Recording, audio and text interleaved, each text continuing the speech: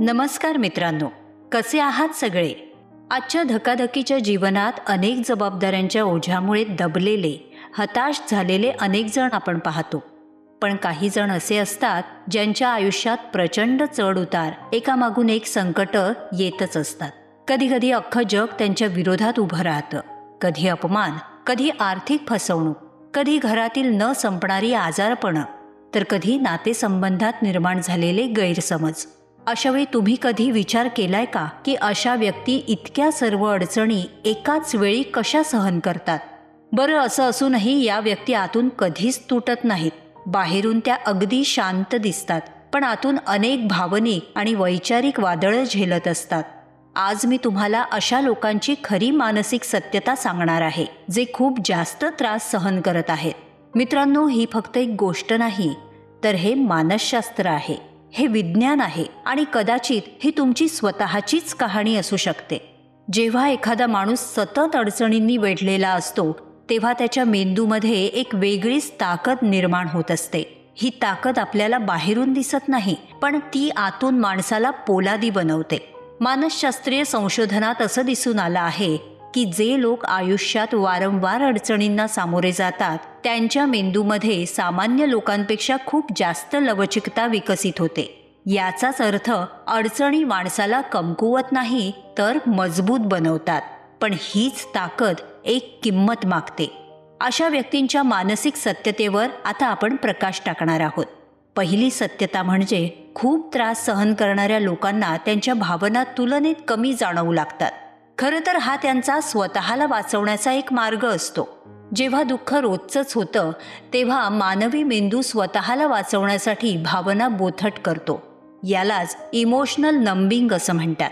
असे लोक हसतात, पण ते मनापासून नसतं. ते रडतात, पण त्या अश्रूंनी पूर्वीसारखा त्यांना आराम मिळत नाही. त्यांच्या आत एक पोकळी तयार होते, जी ते कोणालाही जाणवू देत नाहीत. दुसरी सत्यता म्हणजे असे लोक खूप समजूतदार होतात, पण ही समज त्यांना एकटं बनवते. ते लोकांना ओळखायला शिकतात, चेहऱ्यामागचं सत्य समजायला लागतात, पण त्याच वेळी ते कुणावरही सहज विश्वास ठेवू शकत नाहीत. तिसरी सत्यता म्हणजे हे लोक बाहेरून खूप मजबूत दिसतात, पण आतून तुटलेले असतात. त्यांचं हसणं एखाद्या मुखवट्यासारखं असतं. ते इतरांना मदत करतात, पण स्वतःचा त्रास मात्र लपवतात. चौथी सत्यता म्हणजे असे लोक कमी बोलतात, पण विचार खूप करतात. रात्री घरातले सगळे झोपले तरी अशी लोक कितीही थकलेली असली तरी टक्क जागी असतात. ओव्हर थिंकिंग त्यांना आतून खात असतं. पाचवी सत्यता म्हणजे असे लोक स्वतःच्या बाबतीत खूप कठोर असतात. त्यांना त्यांची प्रत्येक चूक मोठी वाटते.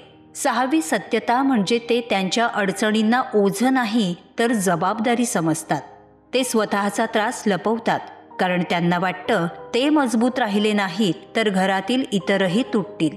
सातवी सत्यता म्हणजे हे लोक छोट्या छोट्या गोष्टींमध्ये आनंद शोधतात. एक कप वाफाळता चहा, एखादं गाणं किंवा एक शांत क्षण, यातच त्यांना खूप मोठा दिलासा मिळतो. आठवी सत्यता म्हणजे हे लोक खूप गूढ असतात. त्यांची विचारसरणी, त्यांची समज सगळंच खोल असतं, पण म्हणूनच बहुतेक लोक त्यांना समजू शकत नाहीत.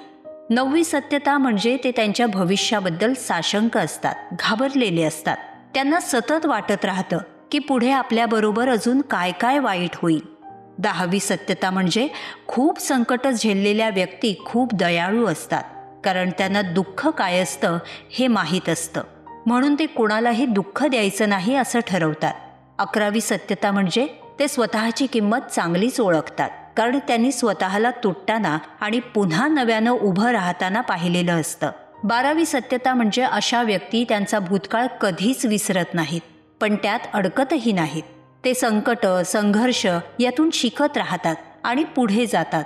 13वी सत्यता म्हणजे हे लोक खऱ्या नात्यांची खूप कदर करतात, कारण त्यांनी त्यांच्या आयुष्यात खोटेपणा खूप पाहिलेला असतो. मित्रांनो, 14वी सत्यता म्हणजे अनेक अडचणींचा सामना केलेले लोक आयुष्यात कधीच हार मानत नाहीत. ते पडतात, धडपडतात, पण पुन्हा पाय रोवून नियतीशी 2 हात करायला ठामपणे उभे राहतात. जर तुम्ही यापैकी एक असाल तर लक्षात ठेवा, तुमचा संघर्ष ही तुमची कमजोरी नाही, तर ती तुमची आंतरिक ताकद आहे. असं असलं तरी फक्त मजबूत राहणं पुरेसं नाही. तुम्हाला या वेदनेतून बाहेर येणंही शिकावं लागेल. यासाठी तुम्ही तुमच्या भावना दाबणं थांबवा. रडायचं असेल तर बिनधास्त रडा. भावना मोकळेपणानं व्यक्त करा. एखाद्या जवळच्या विश्वासू व्यक्तीशी बोला. तुमचं मन मोकळं करा. छोटी छोटी ध्येय ठेवा, कारण प्रत्येक यश भले ते छोटं असलं तरी ते तुमचं व्यक्तिमत्व घडवण्यासाठी खूप महत्त्वाचं आहे. तुमचा विचार बदलायला शिका.